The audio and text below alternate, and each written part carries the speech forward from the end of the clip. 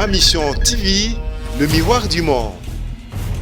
De tout ce qui précède, nous, les mouvements citoyens membres de la plateforme Force agissante pour le renouvellement des dirigeants congolais, FARDC en sigle, sommes terriblement choqués car il s'agit d'un détournement de la richesse nationale. Ce cas de M. Lambert Mende s'avère une révélation de mafia de longue date. Mende est un arbre qui cache toute une forêt, car il s'agit d'une bande de malfaiteurs à démanteler par le procureur général de la République, à qui nous demandons de se saisir du dossier. Pourquoi doit-on faire valoir les immunités parlementaires alors qu'on reconnaît avoir reçu les trésors artisanaux en dehors de l'exercice de ses fonctions en tant que notable de Sankourou? L'antivaleur, parce que l'acte que Mende a commis, on précise très bien que c'est une usurpation, tout simplement, aux responsabilités ou attributions de fonctions de l'État. Ma Mission TV, le miroir du monde. Des dirigeants congolais, FARDC en sigle.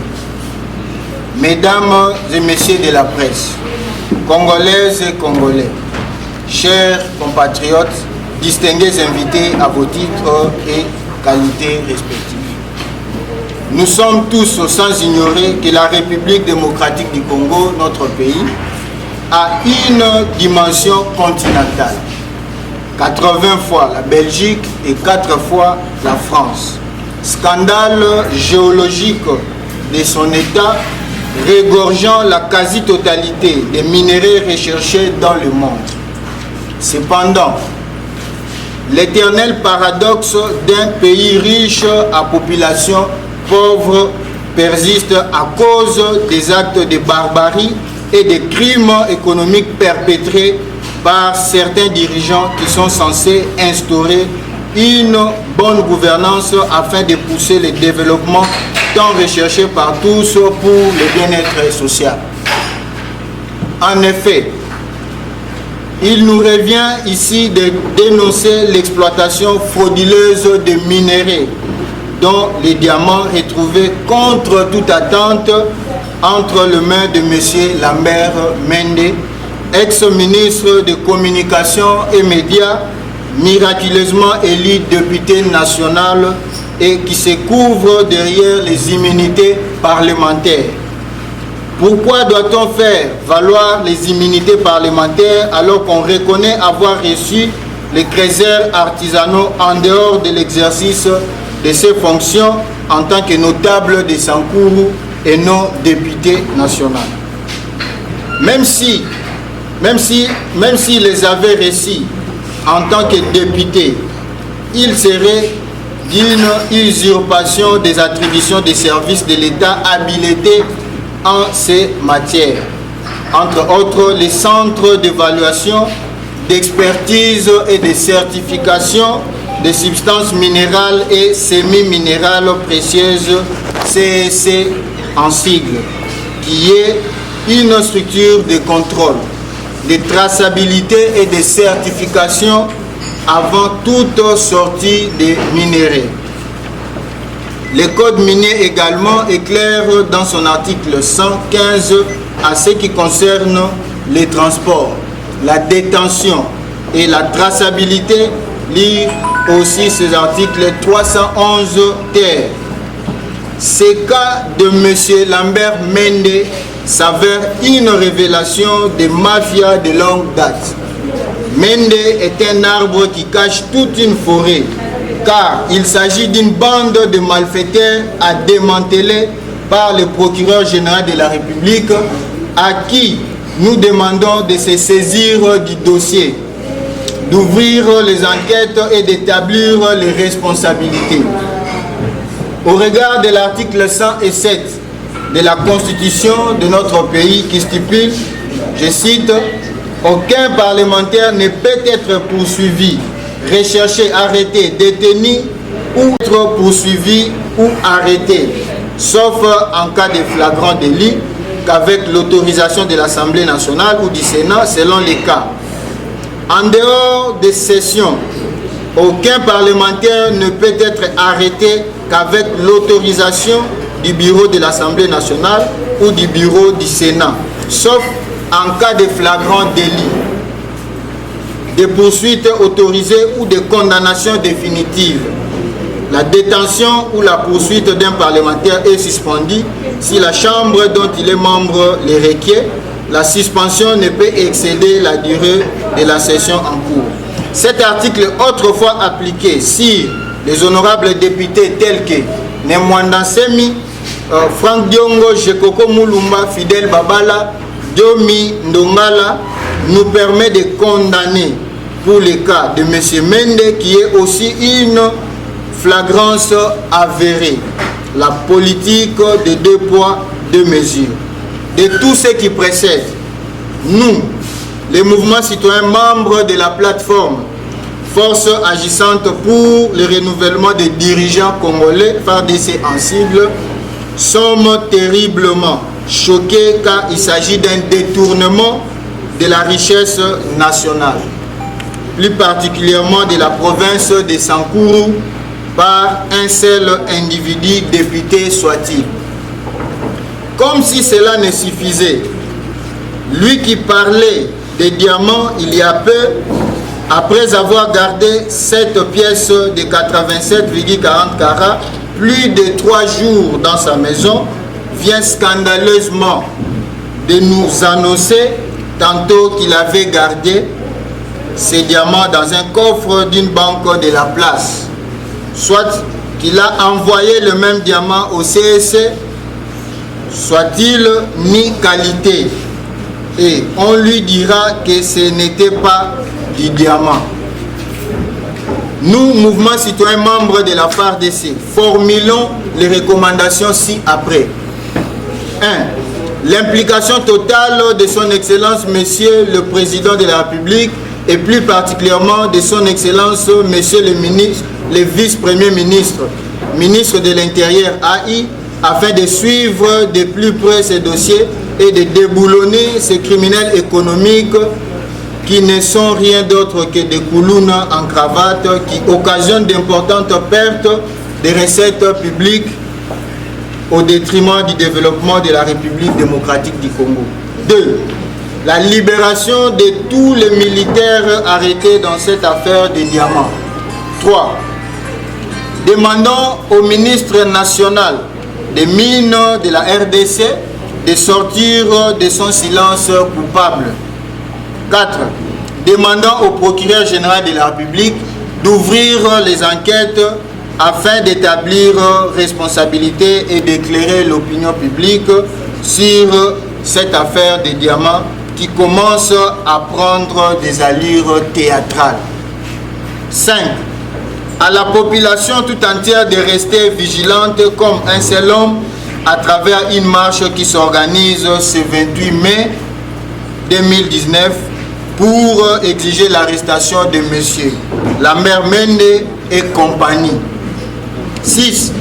Nous recommandons plutôt à l'actuel Premier ministre récemment nommé de bien vouloir relever les défis de l'inefficacité du gouvernement dans le mécanisme de contrôle, de traçabilité et de certification des minéraux afin de décourager toute tentative de fraude minière dans ses multiples formes.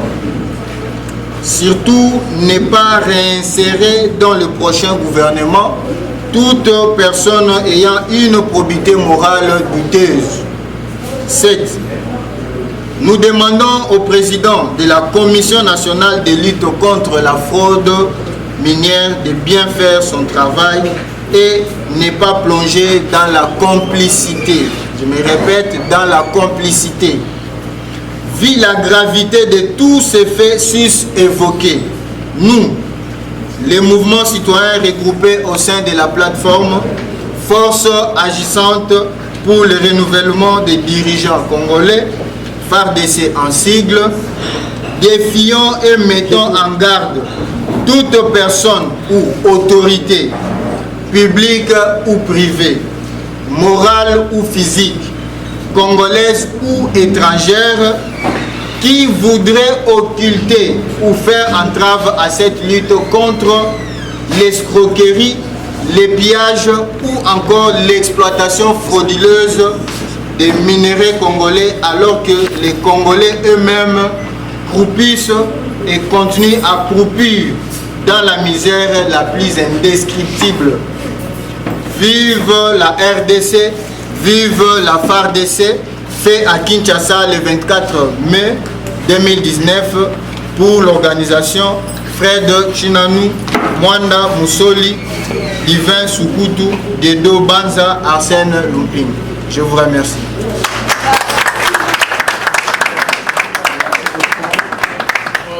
S'il y a des questions, nous vous accordons 3 questions. Je dirais qu'aujourd'hui, après analyse, nous constatons que le problème du développement de notre pays est bloqué par l'homme. Et l'homme, je précise que c'est l'homme politique congolais qui ne veut pas être exemplaire.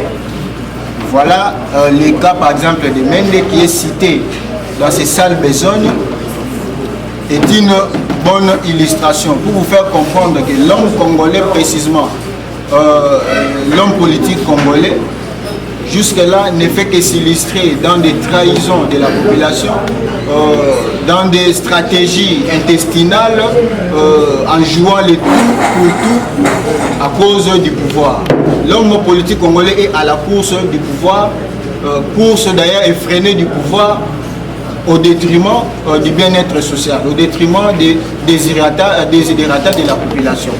Voilà pourquoi, après analyse, nous nous sommes dit que nous avons besoin, notre pays a besoin d'une nouvelle classe dirigeante, un nouveau type de dirigeant pour le Congo, qui ne saura s'illustrer ou citer dans des rapports, dans des sales rapports sur la déshumanisation, dans des rapports de vol, de mégestion ou dans des rapports de l'exploitation frauduleuse des minéraux et consorts. Donc c'est après une analyse, après une autopsie thérapeutique de la situation de notre pays que nous avons conclu qu'il faut vraiment une force agissante pour s'engager dans le renouvellement des dirigeants congolais. Donc c'est pourquoi nous nous saisissons de ces cas, mais pour montrer que les dirigeants congolais ne sont pas exemplaires et nous avons besoin aujourd'hui des hommes politiques qui sont exemplaires. Voilà. Deuxième question. Voilà. Pour ajouter, Fred, par rapport à la deuxième question. En fait, la population s'est soulevée pour dire mais ne devait pas être le candidat, le gouverneur des centres. Comment expliquer la personne qui était mieux élue, la personne qui était vraiment mieux positionnée par rapport au poste de député, avec le vote extrêmement imaginable, peut encore être contredit par la même population. Et donc, ça prouve tout de suite là que c'est faux. Mende n'a pas été le mieux élu du sens où. Je prends la troisième question dont vous avez voulu savoir qu'après les enquêtes, après que la justice a voulu faire son travail, il s'est avéré que ce que l'opinion croyait que c'était le diamant, c'est devenu une pierre. La réponse ne peut être que simple. Vous connaissez bien dans l'histoire de la politique mondiale, c'est toujours la politique qui a la même mise sur l'exercice du pouvoir judiciaire. C'est dans ce sens-là. Connaissant aussi la réalité, depuis le 21 ans maintenant, depuis qu'il a fidèle au Congo, vous connaissez les systèmes que ces gens-là nous ont instaurés au Congo. Ce qui va sans dire, voilà, ce qui va sans dire qu'il y a eu un duel politique qui s'est joué. Les CSC ainsi que les juges avec la personne de Mende, honorable soit-il, ils se sont entendus de cette façon-là pour les couvrir avec la main noire de tout-puissant qui vit à Kingakati. Il ne peut que donner les injonctions pour que les leurs, avec qui il a combattu pendant plus de 17 ans au Congo, ne soient inquiétés. C'est pourquoi même nous nous interpellons M. Tshilombo Félix, que jamais nous, les mouvements citoyens, on a beaucoup combattu dans ce pays.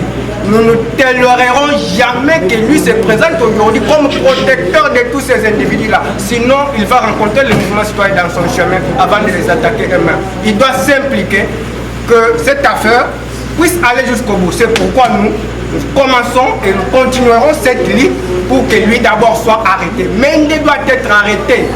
47,4 carats, c'est plus de 16 millions de dollars. Vous imaginez cette somme dans les caisses de l'État, ce que ça va faire pour la vie des Congolais. Donc, Mende doit être arrêté pour ça. Je veux juste enrichir. Nous connaissons tous. Il va engager ses responsabilités pénales et civiles. Il va répondre à ces demandes. C'est ça que je voulais un peu dire à cette affaire. L'antivaleur. Parce que l'acte que Mende a commis, on précise très bien que c'est une usurpation, tout simplement, aux responsabilités ou attributions de fonctions de l'État. Vous voyez? Et comment expliquer, vous pouvez vous permettre de protéger une personne qui a ces genres d'antivaleurs? Parce qu'arriver à contourner, arriver à, j'appelle ça d'ailleurs voler, arriver à voler une richesse de la nation, c'est vraiment un acte de l'antivaleur. Comment est-ce qu'on peut protéger l'acte de l'antivaleur? Eh bien, vous pouvez comprendre que derrière nous, il n'y a pas un individu quelconque ou encore comme vous les imaginez, ou le nom que vous avez appelé, je ne le connais même pas, mais vous pouvez retenir qu'il n'y a pas de gens derrière vous, à part la population. Donc le peuple s'est tenu debout. S'il te plaît, j'ajoute un élément par rapport à ta question de savoir qui est derrière cette activité. Tout le monde ici, vous êtes sans ignorer que l'histoire de notre pays reconnaît aussi le passage des mouvements citoyens. Ce qui signifie que nous sommes dans la continuité de l'exercice de notre mission patriotique. Cette mission consiste à ce que nous, peuple courageux, avons le devoir de dénoncer tous les malfrats qui pillent, qui ont agenouillé les pauvres.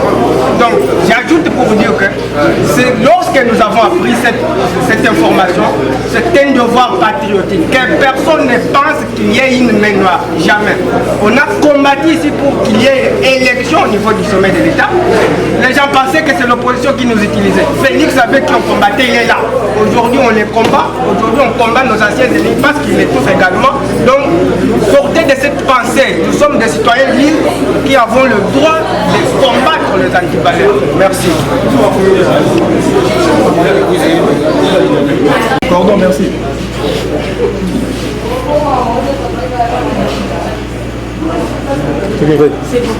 Biso lisanga ya ba mouvement citoyen tosangani na kombo ya FARDC oyo li koloba makasi ya babilenge oyo basalaki ke po babimisa pouvoir ya bonyokoli ya ndeko Kabila oyo peuple congolais autaki na souffrance pendant 18 ans. Tosangani lelo mpona kotalisa ke makambo oyo esili koleka pendant 3 jours na mboka na biso ya ndeko la mère Mende oyo esili koleka diamant oyo peuple congolais asili kolanda ndenge police congolaise akendaki na ndako ya ndeko la mère Mende mpona kopesa ye na maboko ya justice congolaise. Lelo oyo peuple congolais asili na koyoka mawa pe pasi ya komona ke ndeko la mère Mende asili koloba ke eloko oyo azwaki lokola bozwi ya bana Congo na se ya mabele ezalaki yango te, ezalaki libanga.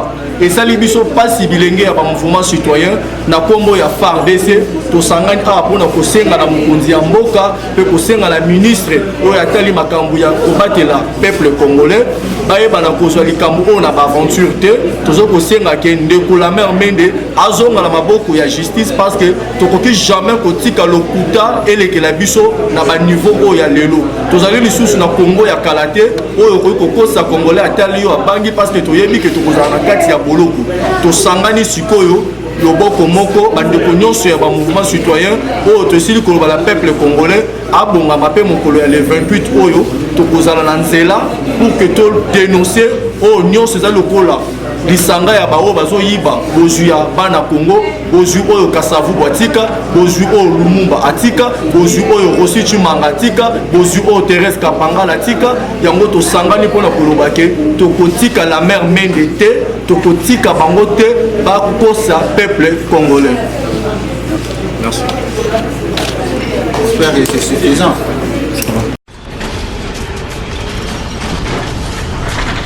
Ma mission TV, le miroir du monde.